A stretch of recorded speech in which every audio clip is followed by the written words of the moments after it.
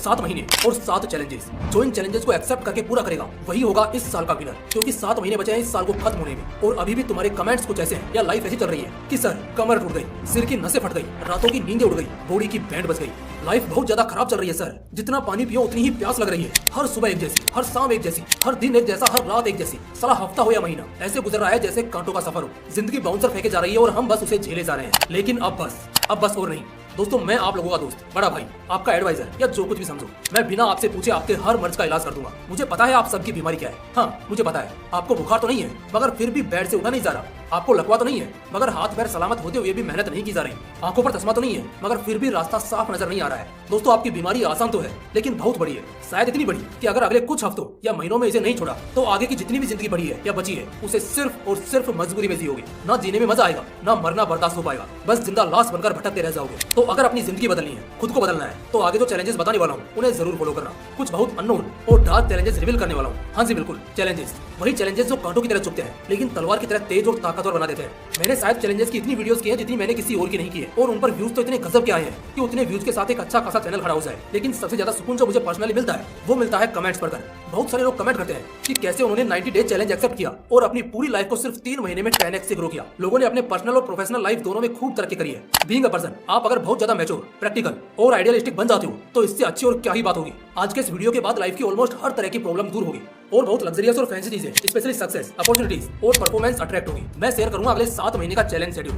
मैं ये वीडियो अप्रैल महीने में बना रहा हूँ और आई गेस इसी महीने के एंड से पहले वीडियो चैनल पर आ चुकी होगी। हमारे पास इस साल 2024 के होंगे टोटल 8 महीने, लेकिन इस चैलेंज का पीरियड होगा 7 महीनों का, मई से नवंबर का। इसके पीछे एक बहुत बड़ा रीजन है जो मैंने नोटिस किया है। लोग बहुत ज्यादा इनसिक्योर और फ्रस्ट्रेट हो जाते हैं जब उनसे कोई चैलेंज मिस हो जाता है या स्किप हो जाता है। इस चक्कर में वो आगे इस चीज को कंटिन्यू नहीं रख पाते। बट एट दिस स्टेज मैंने सिर्फ 7 मंथ का एक नया पीरियड और बहुत फैसिनेटिंग चैलेंज स्टार्ट किया है और 1 महीना एक्स्ट्रा दिया है उन सभी रिकवरीज के लिए जो इस पीरियड के बीच ना होने की वजह से होंगे। 7 महीने है इसलिए चैलेंजेस भी साथ ही रखूंगा। दोस्तों मैंने इसका सिलेक्शन बहुत ही मोरलिस्टिक और प्रैक्टिकल होकर किया है। लाइफ के 7 डिफरेंट पिलर्स जैसे living, nature, success, love, life cycle, vast days and इनके बेसिस पर वो 7 चैलेंजेस क्रिएट किए हैं। वो किसी भी सीक्वेंस में हो सकते हैं, बस आपको उन्हें रिलेट कर लेना है और अगले 7 महीनों के लिए एग्जीक्यूट करना है। इसके बाद फ्रॉम नेक्स्ट ईयर यानी 2025 से आपकी 98% शिकायतें खत्म हो जाएंगी।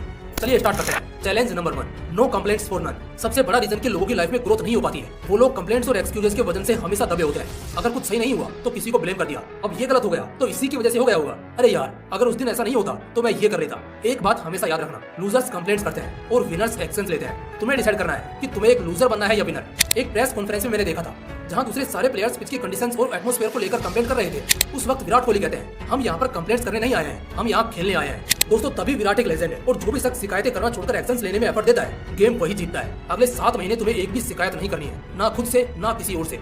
Challenge number 2, picture of calmness. मैंने इंटरनेट के कई आर्टिकल्स पढ़े, मुझे पर्सनली 2 तरह के ह्यूमन नेचर्स को कंपेयर करके उनमें से किसी एक को बेस्ट सेलेक्ट करना था। पहला अग्रेशन और दूसरा कामनेस। मैंने एक चीज नोटिस की, जो अग्रेसिव नेचर के लोग होते हैं ना सिर्फ वो दूसरों के लिए सिरदर्द होते हैं बल्कि उनकी पूरी लाइफ एक पेन में बीतती है। ऐसे अगर आप ज्यादा जल्दी हाइपर होने वाले लोगों में देखोगे कि वो सोते बहुत ज्यादा है और उन्हें हार्ट फेलियर जैसी चीजें होने के चांसेस भी बहुत ज्यादा होते हैं। इसलिए अगले 7 महीने खुद को ट्रेन करना है काम रखने के लिए, शांत रखने के लिए।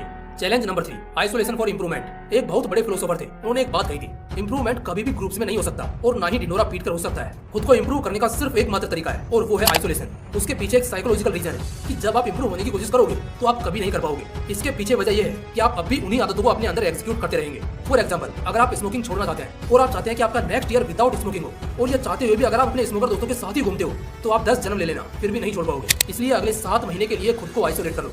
Challenge number 4, give a birth to great attitude. एक एटीट्यूड को अपने अंदर पैदा करना है। एटीट्यूड किस तरह का होगा ये भी समझाता हूँ। एटीट्यूड और ईगो में फर्क होता है। एटीट्यूड का मतलब ये नहीं कि सबको उल्टा जवाब देना या लोगों को इंसल्ट करना, बल्कि एटीट्यूड का मतलब ये होता है कि आप अपनी पर्सनैलिटी और सेल्फ स्टीम को नेक्स्ट लेवल पर लेकर जाते हो। एटीट्यूड डायरेक्टली प्रोपोर्शनल होता है सेल्फ रिस्पेक्ट के। एटीट्यूड अगर ज्यादा होगा तो आप गिव अप नहीं करोगे, किसी के सामने हाथ नहीं फैलाओगे और कभी भी कंप्लेंट्स नहीं करोगे।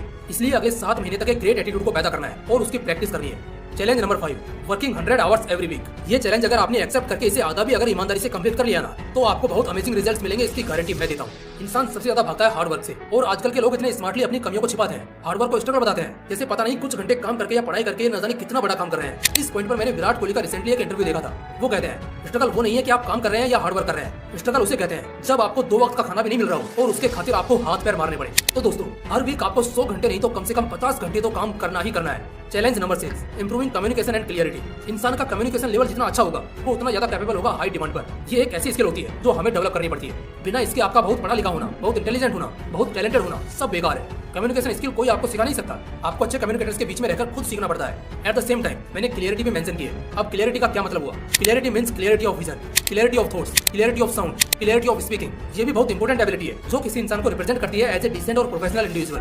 तो दोस्तों अगले 7 महीने की जर्नी में आपको इस सब्जेक्ट का चैलेंज लेना है और इस रेजोल्यूशन में इन स्किल्स को मास्टर करना है। चैलेंज नंबर 7, लिविंग ए रिग्रेट फ्री लाइफ। दोस्तों बहुत पैसा कोई काम का नहीं, बहुत लग्जरी कोई काम के नहीं, बहुत दोस्त कोई काम के नहीं, बहुत खूबसूरत गर्लफ्रेंड या बॉयफ्रेंड कोई काम का नहीं है अगर आपकी जिंदगी में बहुत ज्यादा रिग्रेट्स है तो। रिग्रेट एक ऐसी चीज है जो एक इंसान के अच्छे खासे लाइफ को नर्क बना देती है। ऐसे तो ये बहुत कॉमन है कि हर किसी की लाइफ में किसी ना किसी तरह का रिग्रेट रह ही जाता है, लेकिन फर्क इससे पड़ता है कि आप उस रिग्रेट को जज कैसे करते हो।